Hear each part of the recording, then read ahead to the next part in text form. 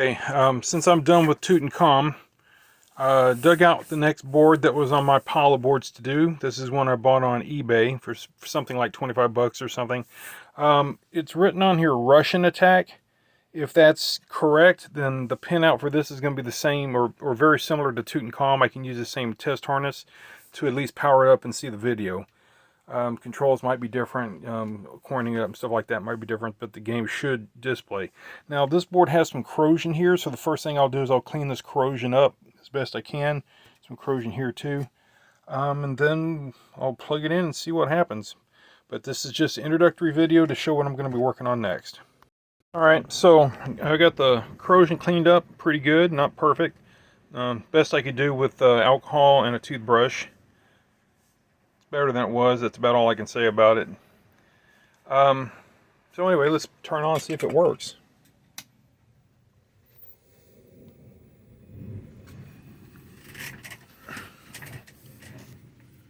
Green Beret.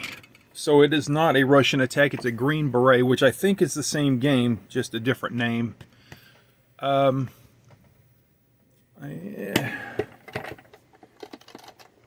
don't have any way to coin it up at the moment. I'll have to add a switch or something for that.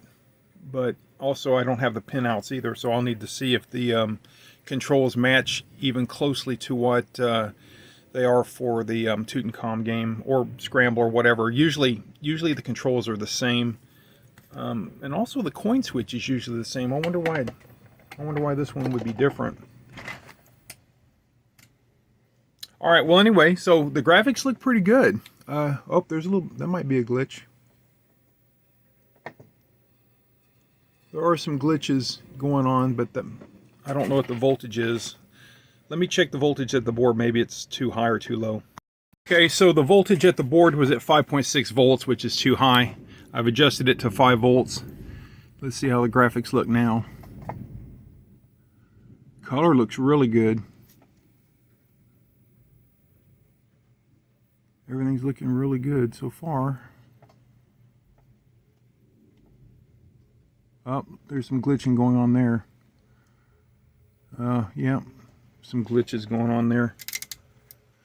Alright, let me try reseating the chips. Alright, so I reseated all the chips, and and that didn't seem to help anything. So after that, there's 2 sets of 2114 RAMs and 2 sets of 4148 RAMs. Or 2148s, 2114s. I swapped these two and I swapped these two, and that changed the way the glitches are. They're still glitches, but they're different now. So one of these 4 RAMs, or maybe more, maybe 2 of the 4 RAMs are bad. I'm not sure. I will test them later, but you can see now that the guy's running up here, he's not breaking in half like he did before, so the glitching is different. So I'm going to assume one or both or all the RAMs are bad, but I will put some code to it and see if that changes, you know, at one at a time to see if that changes the graphics, or just replace them, I guess. Anyway, I'll continue on. I'll continue on this later. All right, so I'm going to use the retro chip tester to test these RAMs. I'm going to start with the 2114s. So let's see how they do. 2114 right there. Okay, let's see if this one's good.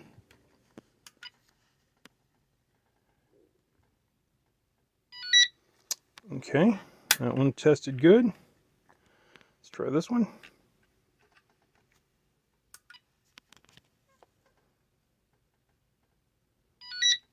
Okay, well, just because it tested good doesn't mean it's good for the board. But let me try the 2148s next. Okay, the 2148s are going to have the same pinouts as the 2114, but probably faster or something. But tester should still test them. Let's see what happens.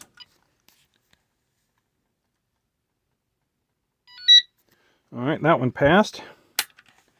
Now, that one was a 2148. This one, I'm sorry, that one was a 6148. That's a CMOS version. So it's probably slower. Maybe that's the problem. Let's see if this one passes.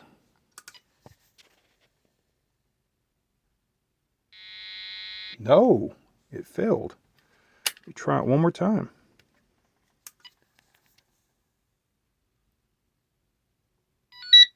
Passed that time. That was weird. Tried a couple more times. Wonder why that one failed after it got all the way through the testing.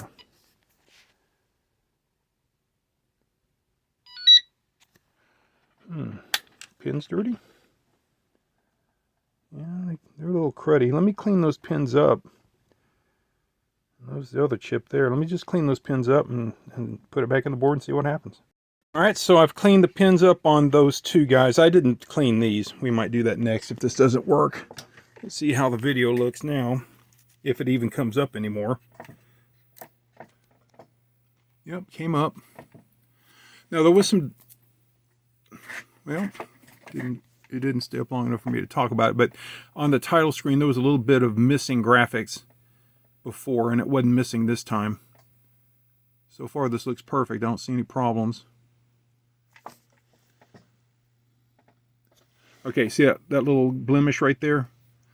It is starting to come as the chips warm up, I guess.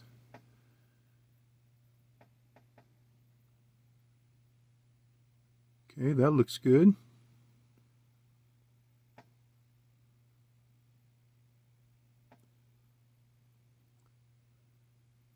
Okay, that looks good.